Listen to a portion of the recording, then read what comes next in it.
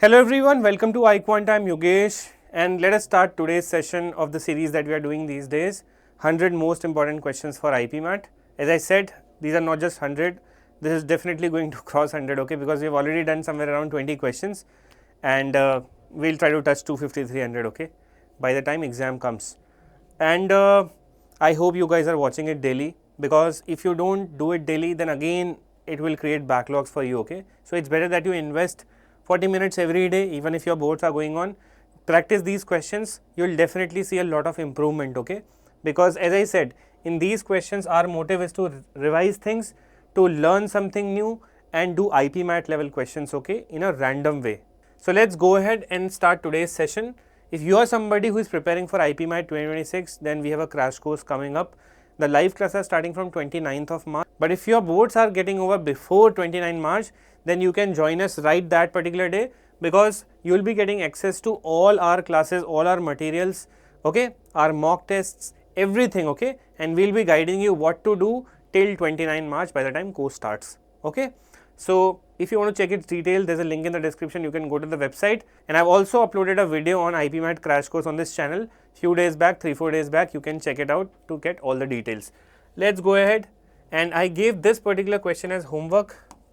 Those who tried it must have got the answer. It is not a very difficult question, and there is high probability that this particular question, this particular type of question can either come in Indore, Rohtak or jipmat, okay. 17th question, Rohan drops a ball from a height of 60 meters. Each time it hits the ground, it bounces back to a height equal to 2/5 of the distance it fell just before bouncing, and this goes on indefinitely. What is the total distance travelled by the ball in meters?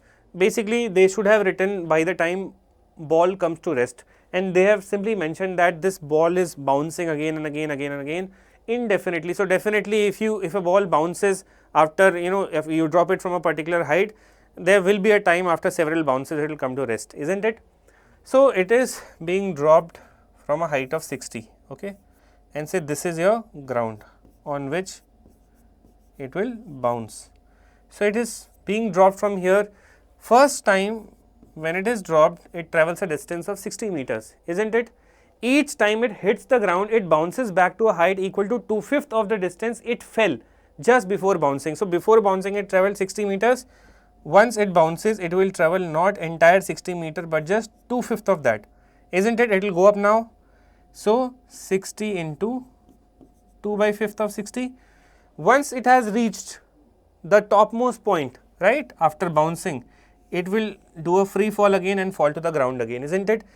While going up as well and while coming down as well, it will cover the same distance, 60 into 2/5. So, we can say that after being dropped the first time it covered 60, then 2 times 60 into 2/5, because it bounces up and comes equal distance downwards, isn't it?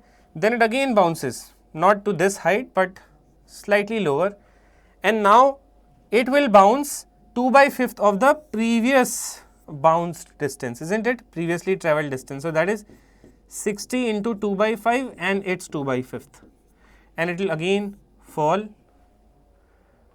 right, from this point for the same distance to the ground. So, again 60 into 2/5 into 2/5. So, if you analyze the pattern here, first fall it covered 60, next it covered 2 times of this distance, 60 into 2/5 plus 60 into 2/5. So, 2 times 60 into 2/5. Then this has been covered. This is the distance it travelled after bouncing once more. So, 60 into 2/5 into 2/5 plus 60 into 2/5 into 2/5. So, we can say that this is 2/5 square of 60. So, 2 times 60 and 2/5 square, and this pattern will keep going on indefinitely, because indefinitely means infinite times this will keep happening. So, what to do here? If you take this 60 here, right, say you take it common, what can you take common from here? 60 can be taken common, isn't it? If I just exclude this 60, write it separately, and then I take common 2 into 60, because 2 into 60, 2 into 60 is everywhere. What do I get? I get 2/5 plus 2/5 square plus I will get 2/5 cube, isn't it? 2/5 cube, right, and this will keep going on for infinite times. So, I basically have to find out the total distance travelled before the ball comes to rest. It will be this particular distance. So, if you calculate it 60 plus 120 times 60 into 120, this is a GP and this is a decreasing GP because 2 by 5 is 0.4, 0.4 ka square is 0.16. So, the terms are decreasing. So, it is a decreasing GP, infinite decreasing GP. The sum of infinite decreasing GP is what? Sum till infinite terms of decreasing GP is A upon 1 minus R. When R is less than 1, the ratio, we see that ratio here is 2 by 5, 2 by 5 is 0.4, 0.4 is less than 1. So, sum of this entire series will be A is the first term of the series 2 by 5 upon 1 minus ratio is also 2 by 5. What do you get eventually? 60 plus 120 times, numerator remains the same. I told you guys, whenever you have fraction in the denominator, it is reversed and multiplied with the numerator. So, 1 minus 2 by 5 is 3 by 5. So, 3 by 5 will be reversed, we will get this. 5 cancels, 120 to 240, 240 plus 3, 240 by 3 is 80. So, 60 plus 80, that gives me a distance of 140 meters. So, before it comes to rest, it will travel this much distance. It is an easy question, okay. It is a GP question actually, and I hope everybody was able to solve it, okay. Let us come to the next one. A mango's cost in rupees is proportional to its weight square root in pounds. If a mango weighing 25 pounds costs rupees 120, how much will a mango costing 96? Rupees 96 will weigh in pounds. So, mango's cost, let this be the cost of the mango, cost is proportional, that means directly proportional to its weights square root of the weight. Let W be the weight. This is the equation. You know that whenever you have to remove the constant of proportionality, I mean whenever you have to remove proportionality sign, you have to put a constant of proportionality. So, see, this particular proportionality sign has to be replaced with equal to sign and constant of proportionality, let us say it is K root W. This is how the equation is written, okay, whenever you have some statement like this. If a mango weighing, weight is given 25, cost will be 120. So, 120 is the cost. In that case, K is unknown.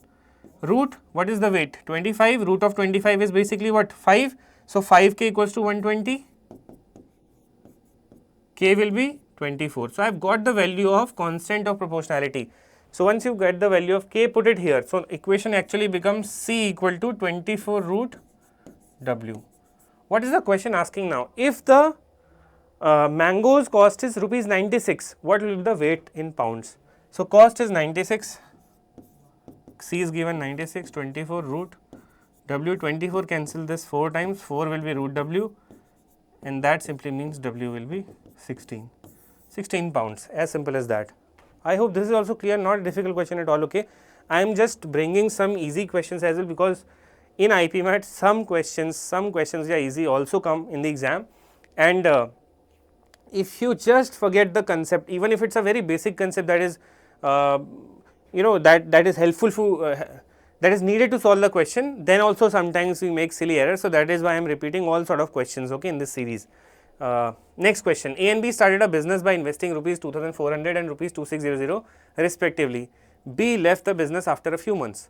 At the end of the 12 months, the ratio of the share of profits received by A and B is 18:13 respectively. How many months, after how many months did B leave the business? So, this is a question which is related to profit sharing, okay. Now, always remember, profits are always divided in the same ratio as investment. If you invest more, you get more profit, or I would say that the ratio of profit is divided in the ratio of investment. So, let us see, let us apply it to this question, remember this rule, okay. A and B started a business by investing rupees 2400 and 2600. So, A invested 2400, B invested 2600, okay, respectively. B left the business after a few months. I do not know after how much time B left. At the end of 12 months, the ratio of share of profits divided by A and B is received by A and B is 18:13. So, A was completely there for 12 months. So, total investment of A for 12 months. So, you have to take into account the amount and the time for which the amount was invested. That is how you basically calculate how much A was vested in the business. So, 2400 was invested by A for entire duration of 12 months. While we do not know B invested for 10 months or 11 months, whatever. So, let us say B invested for X months. This is the total investment of B, okay. Now, this is the total investment. if you find out their ratio, this is the total investment ratio. So, investment ratio is also equal to profit ratio, and profit ratio is given to us, that is 18/13, isn't it? 0 0 cancels, 0 0 cancels, from 13 you can cancel 26, 2 say you can cancel 12, that is 6, okay. 24 6 are 144, so 144 and 18 8 are 144, isn't it? This is what you get, correct? So, now what you have to do is, after how many months did B leave the business? So, X is basically saying that B invested his money for X months. So, whatever is the value of X, that is our answer. So, when you cancel all of this, what do you get finally? You get, see, this was equal to this. So, X will go here. So, X will be 8. That means after 8 months, B left. I hope this is clear. So, this is how you have to do this question, okay. Let us go ahead. If the sum of 3 sides of a rectangle is 60 units, what is the maximum possible area of the rectangle? Such questions can definitely come, okay. Sum of 3 sides of a rectangle is 60. So, let us say that this is our rectangle, okay. This is x, this is x in a rectangle, opposite sides are equal, and this is breadth, okay. Sum of 3 sides of a rectangle is 60 units. So, let me say that the sum of these 3, y plus x, that means x plus 2y, that is given 60. You could have also taken x plus y, okay, 2x plus y equals 60, it does not matter, okay. What is the maximum possible area of the rectangle? What do you see? The area of the rectangle is length into breadth. In a rectangle, all the angles are 90-degree internal, right. So, x into y is the area. You want to find out the maximum value of this area. To find out the maximum value of this area, you need to bring this particular expression of area into a single variable first. So, can you say that x will be equals to 60 minus 2y? X will be 60 minus 2y. So, let me put 60 minus 2y here, and this is y, x into y. So, what do you get? 60y minus 2y square. This is the area equation. You want to maximize this, okay. What is this? This is a quadratic equation, because degree here is 2. So, it is a quadratic equation. It is a quadratic equation in which, what do you see?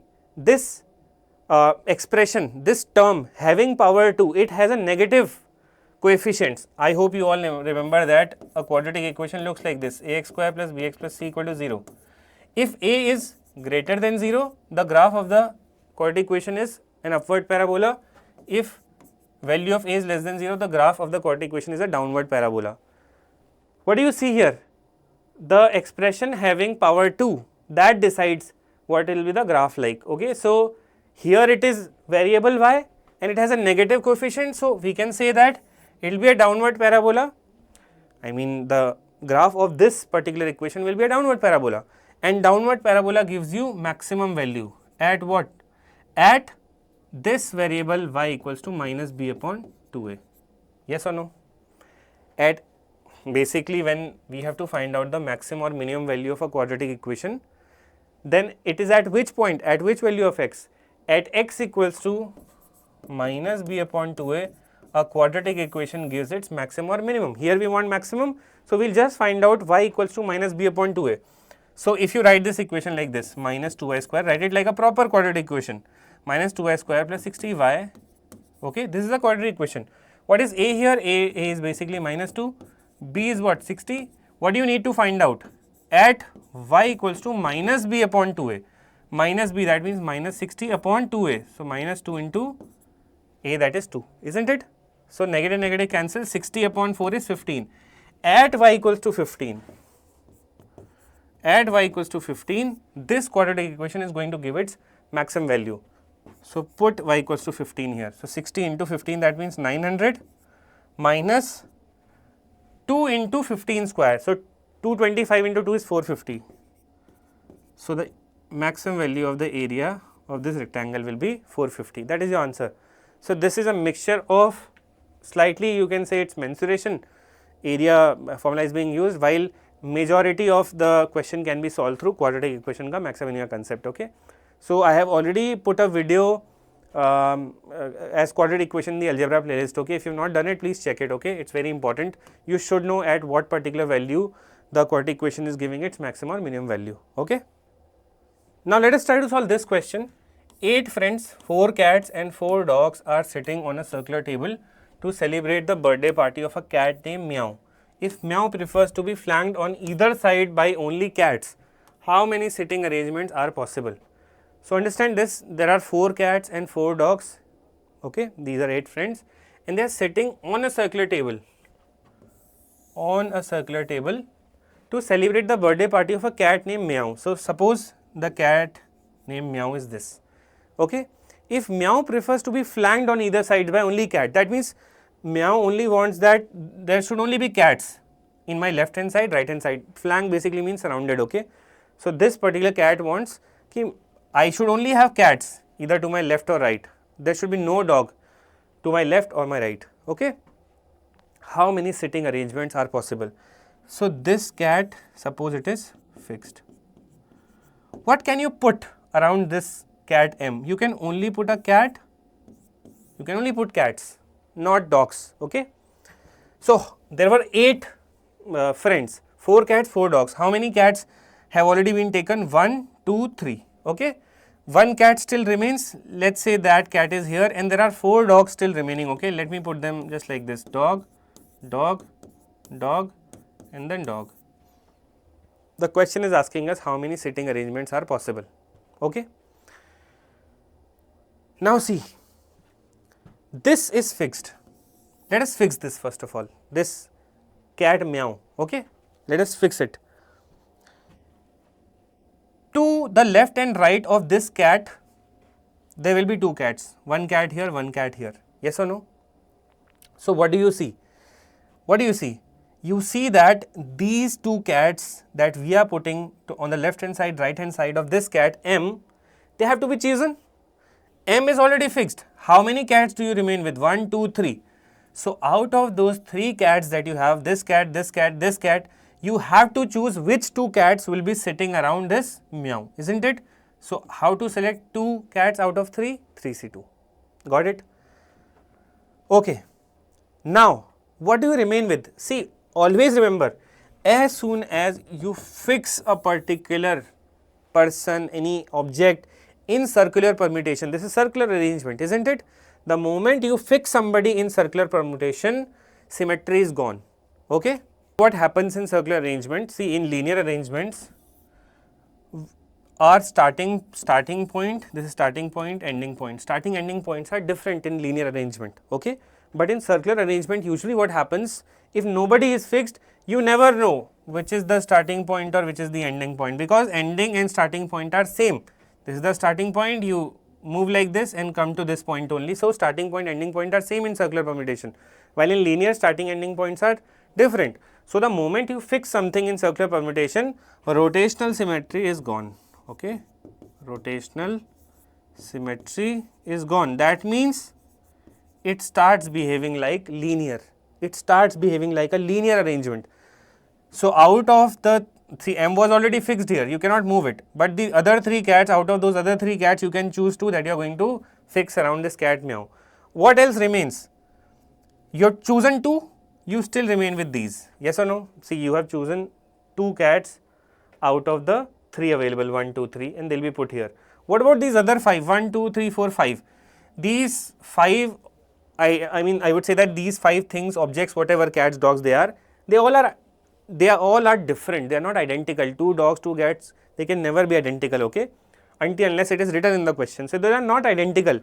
So to arrange 5 things linearly, kind of, because rotational symmetry is broken because of fixing this particular cat, in how many ways can you arrange these 5? 5 factorial. 5 different things can be arranged in 5 factorial ways. There is one more catch here. When you have put these 2 different cats on the either side of Meow, you have just selected them. 3C2 simply means you have just selected these 2. These, suppose this is cat named C1, this is cat named C2. There can be a formation of C1 C2 here or C2 C1, C1 C2 or C2 C1, right? So these 2 can also be arranged in 2 factorial ways. So, we will also multiply this with 2 factorial. What do you eventually get? 2 factorial is 2, 3c2 is 3, 5 factorial is 120. Total number of arrangements possible will be 720. So, I brought it because it is very important to know that in circular arrangement, whenever you fix a particular object, rotational symmetry is gone, it starts behaving like linear. Okay? I hope this is clear. So, this is another question based upon PNC. Okay. Now, let's look at this question, very good question, okay, and very mathematical question. Part took 10 tests in his quants class at iQuanta. His scores on each test was an integer from 0 through 100. He noticed that for every 4 consecutive tests, his average score on the 4 tests was at most maximum, at most means maximum, 47.5. What is the largest possible average score he could have, got on in all tests, something like this, okay. So, 10 tests are there. 1, 2, 3, 4, okay, 5, 6, 7, 8, 9, 10. You have to give him a score of 0 to 100 in these all tests, right. We are clearly given that his score on each test was an average, was an integer from 0 to 100. Every test he will be getting marks from 0 to 100, not negative, okay, and not more than 100, not less than 0. He noticed that for every 4 consecutive tests, these are 4 consecutive tests, these are 4 consecutive tests, the maximum average he can get, average score he can get in 4 tests will be at most maximum 47.5. We have to find out what is the largest possible average score he could have got in all 10. So, what is average basically? Average is basically sum of all observations upon number of observations. Number of observations is fixed here, it is 10. If we somehow maximize this sum, we can get the answer, isn't it? So, 4 successive tests, 4 consecutive tests simply means any 4 consecutive tests he can get 47.5 maximum average. So, if in these 4 tests his average is 47.5, if average is 47.5 in these, what will be the sum of marks in these 4, because we are talking about 4 tests. So, average is equal to sum upon 4. So, sum in these tests will be 160, 30, 190. His total score in these 4 tests will be 190, and the same 190 will be here as well, because we are again going to talk about 4 consecutive tests now. Okay. What about these 2? Remember, since we are maximizing average, we have to maximize the sum.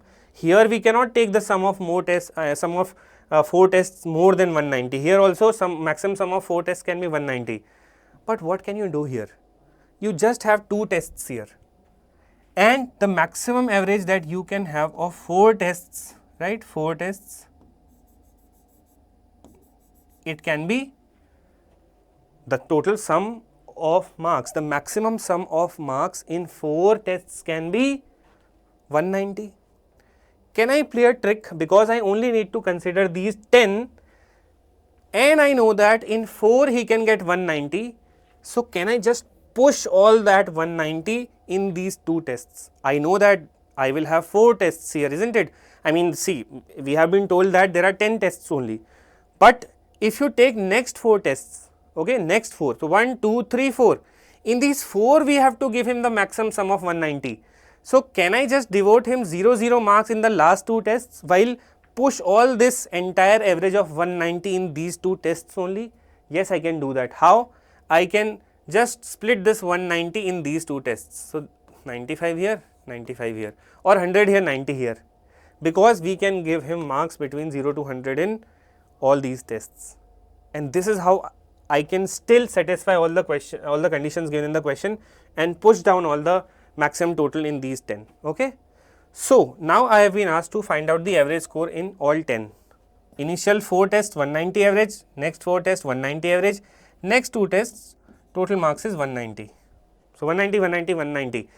In all these 10 tests, what is his sum? 190 plus 190 plus 190. So, in all these 10 tests, he is scoring a total of 570.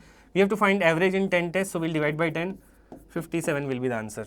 Very good question, okay. Logical question, no calculations needed, you just have to think about how to maximize the sum. I hope this is clear, this is a very good question, okay. Now, this is your homework, okay.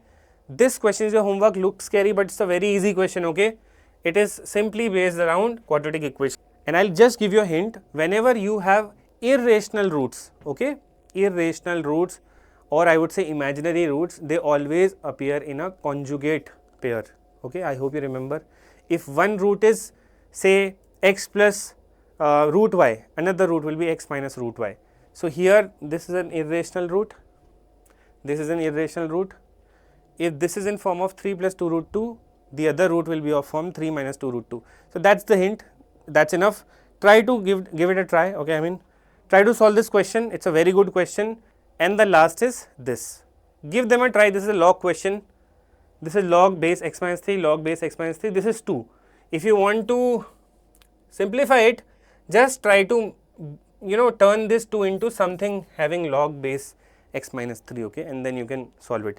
I hope you enjoyed the session. We will meet tomorrow now and give these questions a try, comment your answer, comment your feedback if this series is helping you, and if you want me to add something extra to it, okay.